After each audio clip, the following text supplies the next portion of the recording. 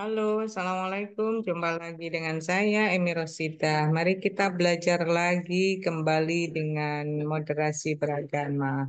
Kita ikuti.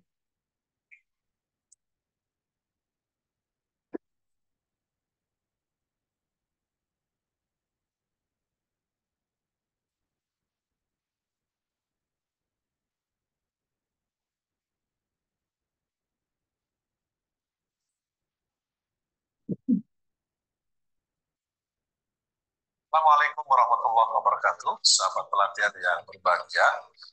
Hari ini saya ingin menyampaikan materi terkait apa yang kita sebut dengan moderasi beragama dan pembangunan nasional. Sebuah tema yang sangat penting karena ini menjadi satu alasannya khusus moderasi beragama ya. Kalau kita bicara moderasi beragama, ini menjadi isu yang sangat besar, terutama dalam konteks pembangunan nasional yang sudah masuk IMN tahun 2020, tahun 2024. Ada dua yang saya kira perlu kita berikan penekanan. Pertama, kata moderasi.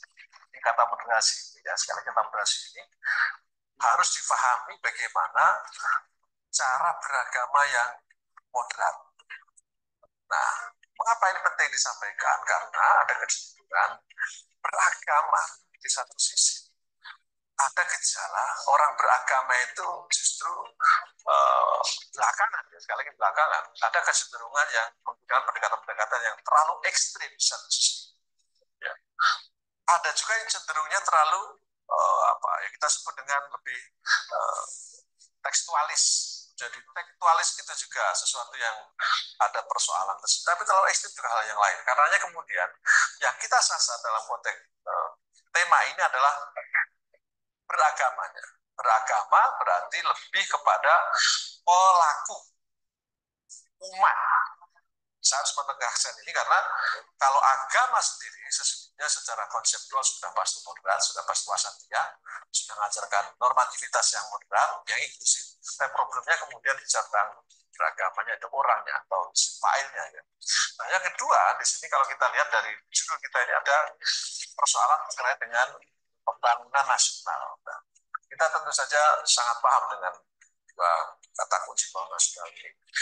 Pembangunan nasional yang sudah diusung langsung lama, sejak mulai Orde Lama, Orde Baru, seterusnya sampai sekarang reformasi, pasti mensyaratkan dua hal. Yang satu adalah menyangkut tentang bagaimana kenyamanan, keharmonian umat, dan yang kedua ujungnya nanti bisa melahirkan kemakmuran.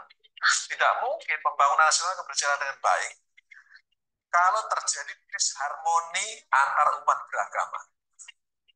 Nah, makanya kemudian dalam konteks dua tema ini, moderasi beragama akan sangat berkontribusi bagi pembangunan nasional. Sahabat pelatihan yang saya hormati, saya ingin masuk pada tema berikutnya, ya, terkait dengan apa yang kita sebut dengan indikator. Ya. Ada indikator, ada 4 indikator, ya, 4 indikator yang konsep moderasi beragama. 4 itu adalah satu konsep ini, apa yang kita sebut dengan anti kekerasan. Ya. Jadi saya harus menyebut ini penting sekali. Sekali lagi belakangan nih, ya, belakangan ada kecenderungan orang yang meyakini pemahaman keagamannya cenderung mengklaim kebenaran tunggal. Dan yang lebih berbahaya kemudian memaksa kebenaran tunggal itu dengan cara-cara kemudian kekerasan. Kekerasan itu dipahami bisa macam-macam. Bisa kekerasan fisik, bisa kekerasan non fisik. Kalau kekerasan yang pertama pasti mudah dilihat. Tapi yang tidak kalah berbahaya juga kekerasan non fisik. Misalnya ujaran kebencian, kemudian cenderung membuat berita-berita yang sifatnya prasangka, kemudian penghinaan, bullying dan macam-macam. Ini yang kemudian dalam konteks moderasi beragama juga satu hal yang harus jadi komitmen kita menjadi musuh bersama yang harus kita tetap. Nah, yang kedua, sahabat pelatihan yang hormati, komitmen kebangsaan. Ya, komitmen kebangsaan ini sangat penting untuk kita jadikan indikator moderasi beragama karena ini akan berdampak kepada bagaimana semua kita komponen bangsa ini, warga bangsa ini menjadikan bangsanya itu harus bangsa yang dicintainya. Jangan sampai ada kecenderungan orang hidup di negara yang kita cintai ini, lahir di negara yang kita cintai, bahkan mungkin akan meninggal negaranya sendiri. Tapi kemudian justru dia melecehkan bangsanya sendiri, menghina bangsanya sendiri, membanding-banding dengan bangsa lain. Itu seringkali yang sering saya komentari, rumput tetangga lebih hijau daripada rumput kita. Padahal tetangga belum punya rumput ya. Ini saya kira penting. Atau membanding-bandingkan. Ya jangan dibanding-bandingkan. Kita lahir di negara kita yang kita cintai. Komitmen kebangsaan harus menjadi satu hal yang kita kedepankan. Ya dalam bahasa agama kita sebut dengan kalimat ya. Orang barat sampai batas orang SPK itu kan bagaimana semua kita membangun komitmen kebangsaan dan para sobat pelajar sorbati seharusnya ini sejak awal ditanamkan ya. Kalau kita guru ya di lingkungan pendidikan kita masih ingat dulu kalau tahun 80-an, para guru kita itu sejak awal sudah menanamkan nilai kebangsaan melalui lagu-lagu tanah air ya, lagu-lagu cinta tanah air, lagu-lagu wajib. Nah, ini saya kira perlu kita bangkitkan lagi karena memang membangun komitmen kebangsaan harus dirintis sejak usia kita masih dibangun TK, Rodotul Atfal, Ustadzul Atfal dan seterusnya. Saya bagikan pada usia dewasa sangat biasa. Sahabat pelatihan yang tidak kalah pentingnya kemudian orang yang punya komitmen kebangsaan akan melahirkan sikap ini toleran. Nah, toleransi. Mengapa kita perlu ini menjadi concern kita bersama? Negara kita ini jelas kita sudah tahu plural dalam banyak hal. Keberagamaannya luar biasa kaya. Ada sekian agama, minimal ada 5 agama ya yang berada di negara kita dan diatur secara regulasi. Bayangkan kalau kemudian terjadi satu sama lainnya tidak saling toleransi. Maka komitmen kebangsaan satu sisi, tapi sisi yang lain ya, toleransi adalah hal yang sudah mutlak diperlukan dalam konteks membangun moderasi beragama.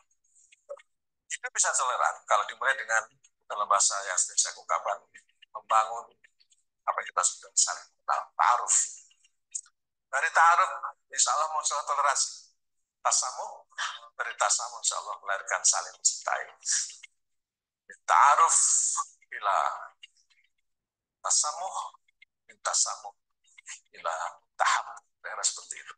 Dan yang terakhir saya kira poin penting yang tidak kalah penting dalam konsep membangun indikator moderasi beragama adalah kita harus ramah terhadap budaya lokal. Kenapa?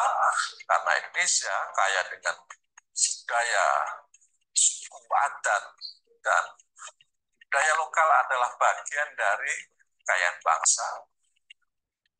Budaya lokal menjadi ciri bangsa ini yang lahir dari sekian banyak suku bahasa, sehingga budaya lokal juga satu hal yang harus kita pelihara menjadi aset bangsa. Seringkali ulama Islam saya juga al-uruf.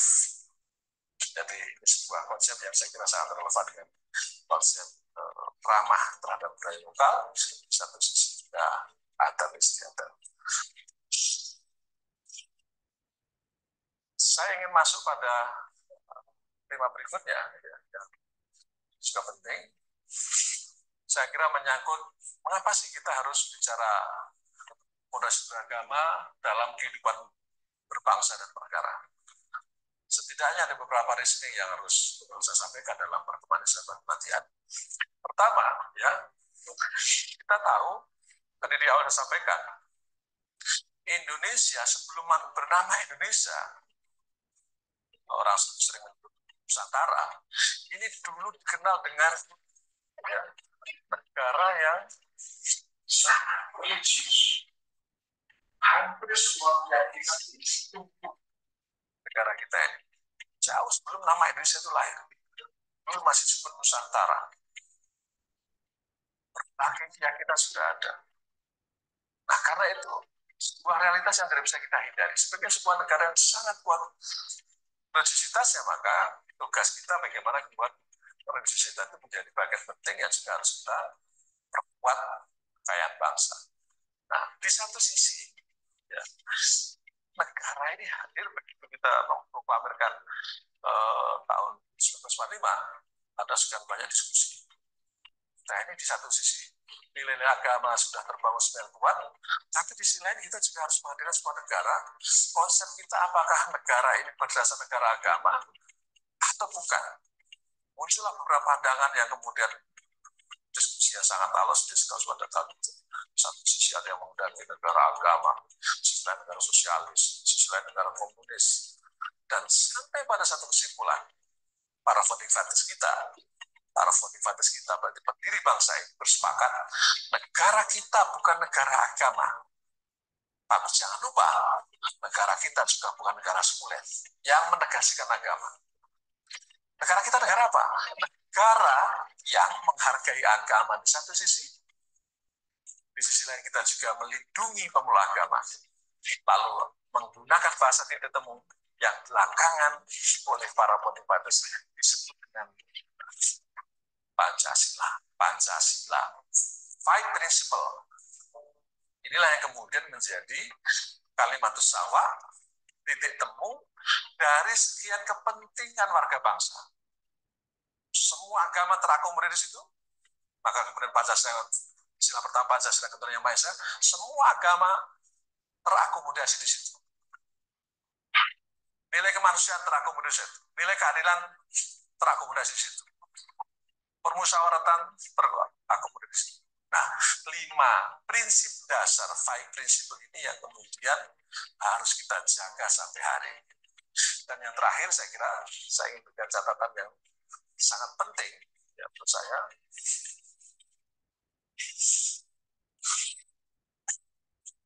Nah, ini yang kemudian menjadi konsep yang harus kita jaga sebagai final decision sebagai warga bangsa. Saya sering menyebutnya dengan istilah P, B, N, O. Ya, ini sebuah istilah yang untuk akronim saja, ya, bentuknya akronim. P ini sangat identik dengan tadi yang di penjelasan saya semula dengan five principle ini, kearaan. Kemudian B itu akan lebih relevan dengan Bhinneka Tunggal Ika.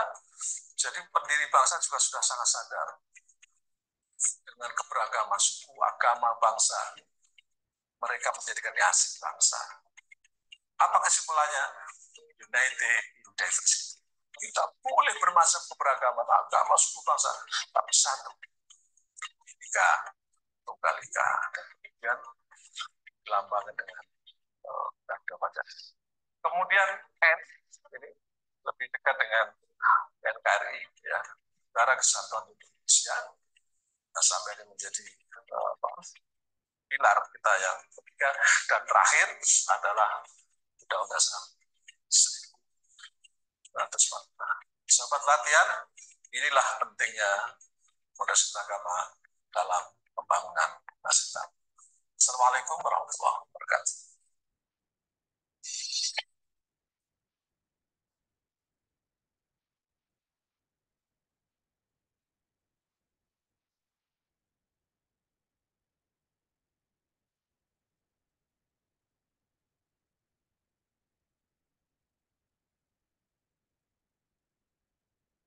Baik, itulah tadi moderasi beragama. Terima kasih. Assalamualaikum.